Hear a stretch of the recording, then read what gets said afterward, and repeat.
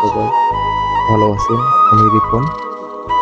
একটা পুরানা খাট, একটা ডাইনিং সেট এর কাজ ধরছি। দেখেন পুরান কাজগুলা করতে কত কষ্ট, এটা ছিটরা হয়ে ইঞ্জুর হয়ে যায় পুরোটা।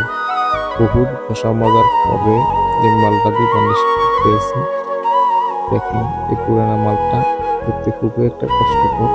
তারপরও আমাদের কাজের কাজ এটা আমরা করতে হবে, যেটা আমরা শিখছি, এটা আমাদের বিদ্যা, এটা আমরা করতে হবে। করার কিছু না বন্ধুরা। তো ভিডিওটা ভালো লাগবে।